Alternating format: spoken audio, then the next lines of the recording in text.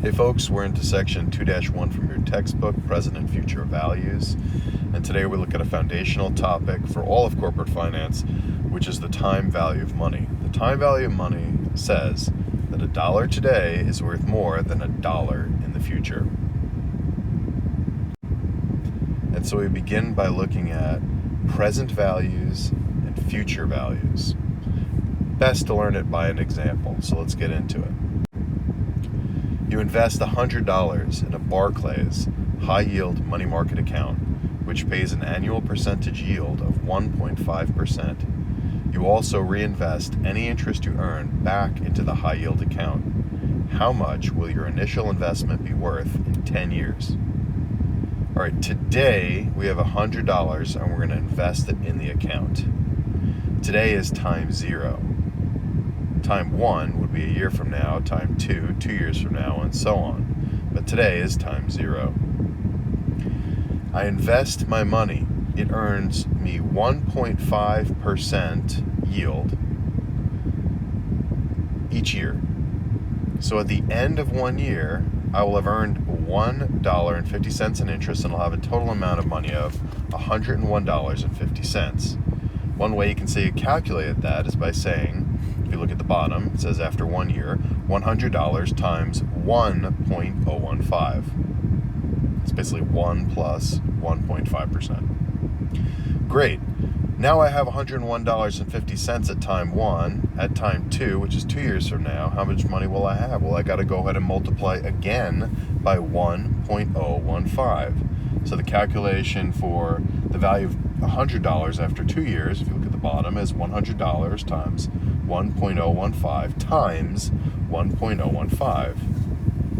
And this keeps going, right? To year 3, it's $100 times 1.015, times 1.015 times 1.015, which I could write as $100 times 1.015 to the third power. So if you look after 5 years, it's $100 times 1.015 to the fifth. After 10 years, $100 times 1.015 to the 10th, which is $116.05. Now, it's very important for you to realize that there is compound interest happening here. What do I mean by that? If you start with the $100 and you let it run for 10 years, and you say, oh, I always make 1.5% on my initial $100, well, at the end of 10 years, I'd have $115. But I don't have $115. Look, I have $116.05 because I'm also earning the 1.5% on any interest I earn in any given year.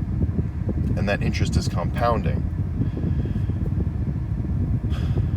When I talk about today's dollars, my $100 investment today at time 0, that's called the present value of my investment. The value of my investment 10 years from today is called the future value of my investment. So I could ask you, what is the future value of my $100 investment in year 6? And you would say after 6 years, the future value of my investment is $109.34. All right, now we look at the situation in reverse. How much would you have to invest in a Barclays high-yield money market account, which pays an annual percentage of 1.5%, so that my initial investment is worth $112.65 in 8 years? In this case, what we know is that 8 years from now, my investment has to be worth $112.65. Perhaps I need it to pay for something that's coming due in that year. So the question is, since I can only make a 1.5% yield, how much do I have to invest today to make sure I have $112.65 in 8 years? Well, you already know the answer to the question, right? It's $100. I need to invest $100 today. If a future value is going to be $112.65 in year 8, the present value of my investment today has got to be $100. That's what I have to put in. So you would expect this to be exactly the reverse math that you saw before. Before, what did you do? You took $100, you multiplied it times 1.015 to the 8th power to get $112.65 future value. Now you take the $112.65 future value, you divide it by 1.015 to the eighth to get your present value of $100, what you have to invest today. All right, so let's answer this question. Which is worth more, $1,000 today or $1,000 in 8 years? What do you think? Yes, $1,000 today. Why $1,000 today worth more than $1,000 in 8 years? Why? Because you could invest the $1,000 in an interest-bearing account or the stock market, and it will grow in nominal size to be much bigger than $1,000 in 8 years. But how much more is $1,000 worth today than $1,000 is worth in 8 years? You might want to answer that question. The one piece of information you need to answer that question is, what is the opportunity cost of capital? Let's say the opportunity cost of capital is 10%. That is, you knew that if you had the $1,000 today, you could invest it in the stock market, which on average earns a 10% rate of return per year. So think about it this way. If you didn't get the $1,000 until year 8, look at the calculation. How would you turn that $1,000 you're getting in year 8 back into present dollars? You'd have to divide by 1.1 to the 8th power, which means that $1,000 in year 8 with a 10% discount rate is only worth $466.51. So comparing $1,000 today versus $1,000 in year 8, I'm $533.49 richer if I get the $1,000 today than if I get it in 8 years. That's in present dollars. What if the opportunity cost of capital is only 4%? Maybe that's all I can invest in. I'm way too risk averse to get involved in the stock market, but I can maybe invest in the government bond market and earn 4% in a long-term bond, an 8-year bond. All right. So I start again with $1,000 I would receive in year 8, and this time I divide it by 1.04 to the 8th power. 1.04 is constructed as 1 plus 4%. 8 to the 8th power because there's 8 years passing. How much is that $1,000 in year 8 worth in today's dollars? $730.69.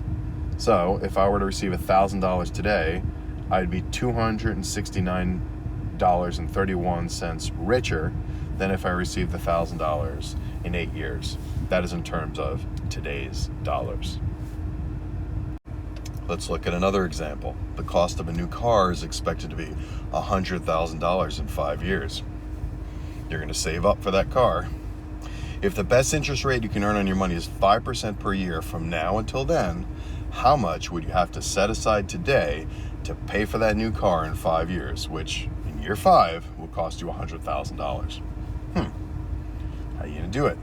You know the future value is $100,000. You got to get down to the present value, so you know how much you have to save today to buy the car. Since you got a 5% interest rate, it's going to be the future value, $100,000, divided by 1.05 to the 5th power, which is going to equal $78,350. That's how much you have to invest today in order to have $100,000 in 5 years to buy the car. Where did you get the 1.05 from? That's 1 plus the 5% interest rate. Raised to the 5th power. Where's the 5th power coming from? Well, 5 years. All right, now we need to clarify some terminology. One is the discount rate. The other is the discount factor. These are important terms you need to know. So let's look at another example. You will inherit $500,000 in 2027, which is 5 years from now. How much is it worth today? Well, if you had the money today, you could invest it in the stock market and make a rate of return of 10% per year on average. So what we need to do is discount that future value of $100,000 at a discount rate of 10%. How do we do that? 500,000 divided by 1.1 to the 5th power. 1.1 is constructed of 1 plus 10%. The 5th power is the number of years until I get the 500,000, which is 5 years. All right, so this inheritance, which I'll receive in 2027, which will be $500,000 in 5 years, Today, it's worth $310,461. In other words, is someone offered to give me $310,000, $461 today, or to wait 5 years and they give me $500,000, they're equal propositions. One isn't better than the other. This is what it means to understand time value of money. Most people don't look at the world this way, but this is how financiers look at the world, and this is the math that we look at. All right. Another way I could write that same equation, you'll see, would be 500,000 times 1 divided by 1.1 to the fifth. It's the same thing. You can clearly see that I just factored out the $500,000 from the fraction. Why did I do that? Because I want you to understand the terms. The 10% that we're talking about here is called the discount rate, and it's often given by the letter R. So the 0.1 in 1.1, that's the discount rate. 10% is the discount rate. The discount factor is that whole fraction there, 1 divided by 1.1 to the fifth. All right, it tells you effectively what percentage of the 500,000 you're gonna have as present value. In this case, something like 62%. Well, let's look at another example. You have to pay $12,000 a year in school fees at the end of each of the next 4 years. If the interest rate is 8%, how much do you need to set aside today to cover those bills? All right. In other words, you're going to put a lump sum down today so that you'll have $12,000 in each of the next 4 years to pay your tuition. You can earn an 8% interest rate. It's probably in some sort of college savings plan that allows for a guaranteed 8% return, something to that effect, special educational account. How much money do you have to put in today? Well, those are all future values. $12,000 is my future value in year 1. I also have $12,000 as a future value in year 2, and $12,000 as a future value in both years 3 and 4. So I actually have to do 4 separate calculations and add them together, don't I, to get the present value of all 4 of those cash flows. So what do? Well, for the first $12,000, I multiply it times a discount factor of 1 divided by 1.08 to the first power. In year 2, I take $12,000 and I multiply it times a discount factor of 1 divided by 1.08 to the second power. In the third year, I'm going to multiply it times a discount factor of 1.08 to the third power. And in the fourth year, I'm going to multiply my $12,000, that future payment, by the fourth year discount factor, which is 1 divided by 1.08 to the fourth. So here you go. I need, in present value terms, today, I need to set aside $39,746, and that'll allow me to pay $12,000 in each of the next 4 years. Notice if I just totaled up $12,000 times 4, I'd be talking about $48,000. I do not need to set aside that much money if I set it aside today. I only need to set aside $39,746 because I will earn interest each year, which will help me to finance that larger total nominal payment of $48,000. Okay, I understand time value of money. It's a lot to take in. Present value, future value, it's a lot to take in. Hopefully you have taken that in. If you haven't, you're going to want to go back and re-listen to those slides, maybe reread some of the material from your textbook and from the outside articles which deal with these topics of present value, future value. But now we need to move on to kind of the next scaffolding in these ideas, which is net present value. Net present value. Whenever we value a project and to try to determine as a corporation whether we want to do the project or invest in the project, it comes down to this: the net present value rule. If a project produces a positive net present value that is greater than $0, management should do the project. Otherwise, management should not. All right, let's take a look at net present value by looking at some examples. A real estate project. So you're looking for an investment property. You find a 3-bedroom, 2-bath house in Sabino Canyon selling for $450,000. In today's market, that would be cheap.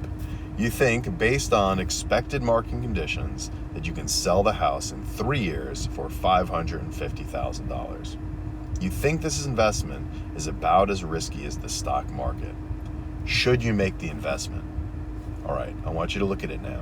We have the present value. It's the purchase price of the property, $450,000. We have the future value. This thing we're going to sell it for $550,000 and get a cash inflow for the sale in year 3. We have the present value. We have the future value. We also know how much I could invest. If I kept the $450,000 and didn't do this particular project, but say took the $450,000 and stuck in the stock market, I know I can make 10%. So that's my opportunity cost of capital, or my discount rate R. It's 10%. So now what I have to determine is what is my net present value. And my net present value, turns out, is negative $37. In finance, when we want to indicate a negative dollar amount, we tend to make it red and put parentheses on it, as opposed to writing the negative sign. It's easier to catch in large spreadsheets. So will I do this project or not? By the NPV rule, if I have negative 37 NPV, should I do the project, yes or no? No, I shouldn't. Let's see if you can understand what's going on here. $450,000 outflow today, that's in today's dollars. We need to compare that to the inflow we're going to get in year 3, $550,000, in today's dollars. How do we do that? We have to discount that future cash flow, $550,000, back to present value. How do we do that? Do you remember the calculation? It would be $550,000 divided by 1.1 raised to the third power. Why 1.1? Because it's 1 plus 10%. Why the third power? Because you got to discount 3 years to get back to the present value. Right. So in other words, that $550,000 inflow in year 3 is worth actually $37,000 less than the $450,000 you're putting in today. I know. It is a difficult concept to understand time value of money. It's not intuitive because you've never been asked to think this way. But it actually is the correct way to think. It's the geometric way to think. It's the mathematical way to think. And it's the way that makes you money in the end. So let's change up the parameters of the same project. We'll call it Real Estate Project 2.0. You face the same scenario, but now you realize you can rent out the property that you purchased for $1,500 a month. That's about $18,000 a year for the next 3 years. Then you sell it for $550,000, just like before. Should you make the investment now? And the answer is going to be yes. Why? Because your net present value is now positive. It is $8,000 in the positive. What are the calculations that get us there? Well, the $450,000 is in year 0 money. It is present value money. It isn't today's money. You don't have to touch it at all. But you do have to discount back all those future cash flows, $18,550,000 to present value, so you can do an apples to apples comparison and find out whether you're NPV positive or negative. So here's what you do. Do you know what you do? The first calculation will be 18,000 divided by 1.1 to the first power. That gets the $18,000 in year 1 back to present value. How about the $18,000 in year 2? What's the calculation there going to be? 18,000 divided by 1.1 to the second power. All right, how about in the year 3? Okay, now it's going to be 1 divided by 1.1 to the third power times the sum of 18 and 550. Right? Both the rental income and the sale of the property, you can think of it as money coming in at the end of year 3. Let's say you're just paid at the end of the year. You have $568,000 coming in at year 3, so you got to divide that by 1.1 to the third power to get it back to the present value. When you add up the present value of year 1, 18, year 2, 18, year 3, 18 plus 550, you get a number that is bigger than the 450 that you're laying out in year $0. In fact, all those future cash flows are worth in today's value $458,000. So go ahead and do the project. It is net present value positive.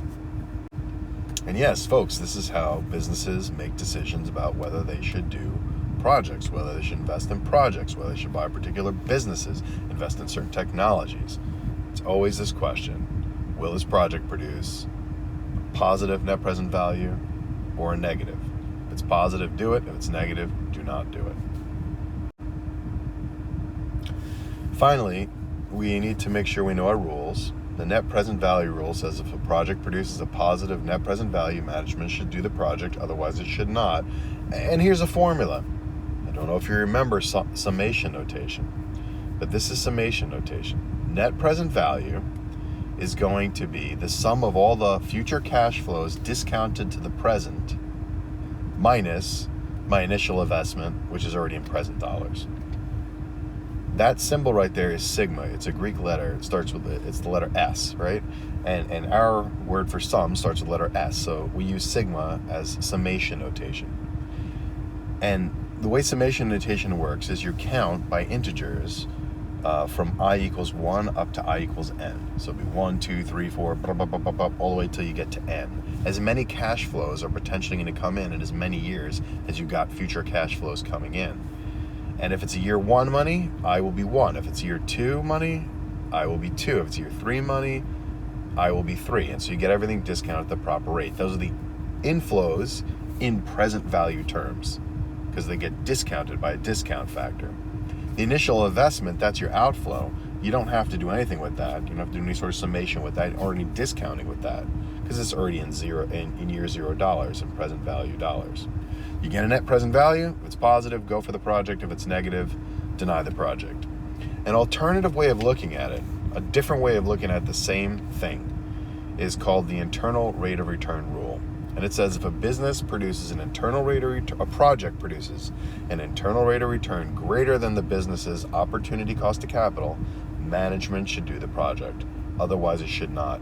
You'll see the calculation is virtually the same calculation. Instead of R, I used IRR. Right? Instead of I used T. Instead of I journeying from 1 to n by integers, T is journeying from 1 to capital T by integers. And in this case, you set the net present value equal to 0, and then you can determine the internal rate of return. If the IRR exceeds the discount rate, the opportunity cost of capital, if the internal rate of return exceeds the opportunity cost of capital, do the project. If it doesn't, don't. We'll look at that more detail later. All right, folks, I know it's a lot to wrestle with. I know it's a foreign topic to you, but it's the basis for all fundamental analysis in corporate finance. It's the basis for all discounted cash flow valuations, which we're used to value projects corporations do. We use it to value stocks. We use it to value bonds. We use it to value entire corporations. So we have to get this idea down.